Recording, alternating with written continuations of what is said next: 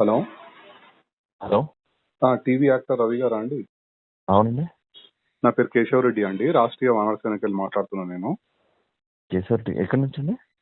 రాష్ట్రీయ వానర సేన అని హిందూ ఆర్గనైజేషన్ అండి. చెప్పండి సార్. మీరు సుడిగాలి సుధీర్ కలిసి ఒక స్క్రిప్ట్ చేశారు కదా, నందీశ్వరుడు అది చూస్తే ఏదో నాకు మీరు దేవుడు కనిపిస్తే అంటే అతనేమో అమ్మాయి కనిపిస్తుంది అని చెప్పి. అది కరెక్ట్ కాదు అండి, ఇట్లా హిందువులను కించపరచడం. అది చిరంజీవి గారు బావ గారు బాగున్నారా చేశారండి. ఏది సరే అండి, వాళ్ళు ఏదో తప్పు చేశారని మీరు కూడా అట్లనే చేస్తారా అండి?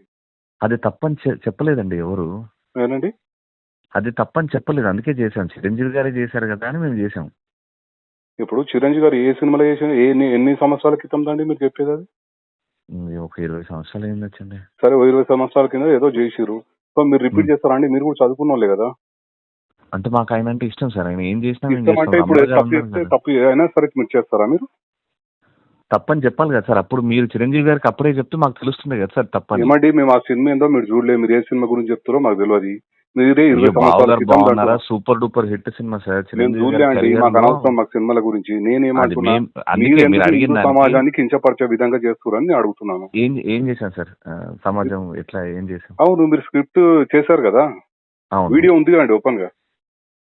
అవును, ఏం చేసాము?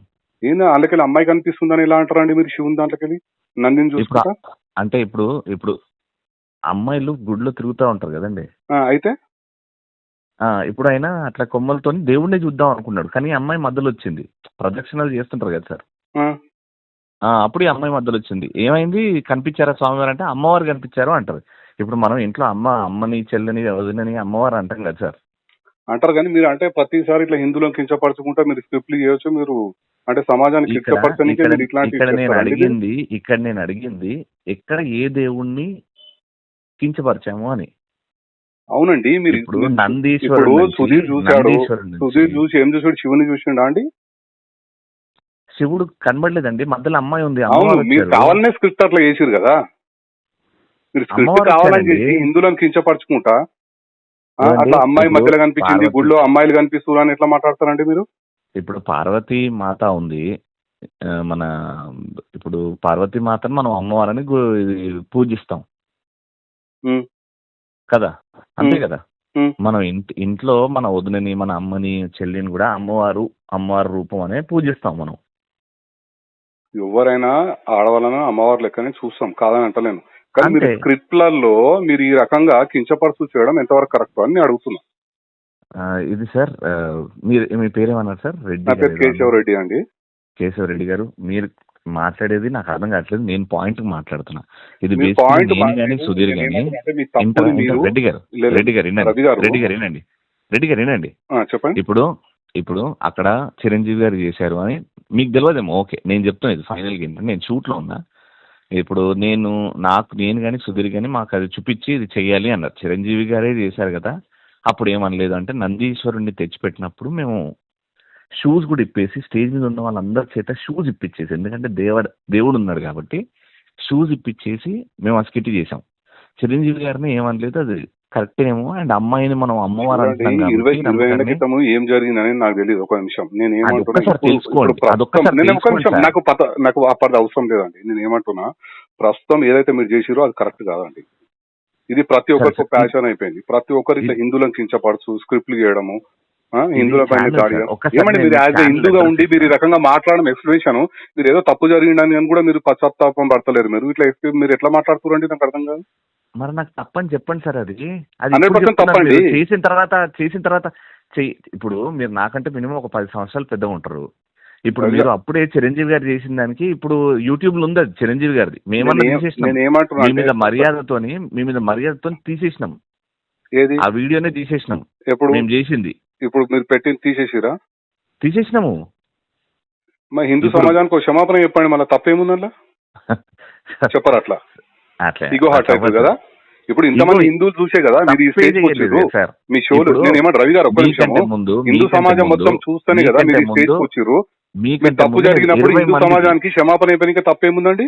మీకంటే ముందు 20 మందికి ఎక్స్ప్లెయిన్ చేసినాము. 20 మందికి ఎక్స్ప్లెయిన్ చేసినాము. మీరు నంబర్ నాది ఏడు నుంచి తీసుకున్నారో అక్కడ నుంచి నాకు సుధీర్కి వస్తే మేము 20 మందితో మాట్లాడాం. మాట్లాడాలండి. మన తప్పు జరిగినప్పుడు ఫోన్ చేస్తారు కదా, ఎవరైనా సరే చేస్తారు కదా. మీరు యాజ్ ఏ హిందువే కదా, మీరు కూడా ఒక హిందువే. రవి గారు మధ్యలో ఇగో వస్తుంది. రవి గారు ఒక్క నిమిషం, రవి గారు ఒక్క నిమిషం. మీరు కూడా ఒక హిందువే కదా? నేను ఇండియన్ సార్. మీరు ఇండియన్, హిందూ కాదైతే. అంటే ఇట్లనే కిచ్చపడుచు పోస్టులు పెడతాము, మాకు ఎవరన్నా ఇట్లా ఫోన్లు చేసినప్పుడు తీసేస్తాం, అంతే కదా? మీరు సార్ పోస్ట్ మీరు ఇగోతో మాట్లాడితే ఏం చేయలేము సార్. ఇగోతోడు కాదండి, మీరు చేయడమే తప్పు చేస్తారు. మీరు చిరంజీవి గారు చేసిరంటే నాకు తెలియదు అంటారు. ఇప్పుడు చిరంజీవి గారు ఒక్క నిమిషం రవి గారు, ఒక్క నిమిషం. మేము సినిమాలు చూసుకుంటా కూర్చోమండి, మాకేం ఇది లేదు. మీ ఇప్పుడు మా దృష్టికి వచ్చింది కనుక మేము ఒక హిందూ ఆర్గనైజేషన్ కనుక మీకు కాల్ చేస్తాను. నేను అసలు ఏంది మీరు ఈ రకంగా చేయడం ఎంతవరకు కరెక్ట్ అని చెప్పి మిమ్మల్ని నేను ప్రశ్నిస్తున్నాను. Done sir. నేను ఒకటే ఫైనల్గా ఏం చెప్తానంటే, జీ తెలుగు ఆఫీస్ మాదాపూర్లో ఉంది సార్. మర్సిడీస్ షోరూమ్ వెనకాల మాదాపూర్లో జీ తెలుగు ఆఫీస్, జీ తెలుగులో వచ్చింది సార్ ఇది. ఒక్కసారి వాళ్ళు చేపించారు సార్ మొత్తం. మేము తీయమన్నాం, తీసేసారు, వీడియో తీసేసారు. అరే కొంతమంది హర్ట్ అవుతున్నారు, అందులో ఏం లేదు అయినా హర్ట్ అవుతారంటే తీసేసారు.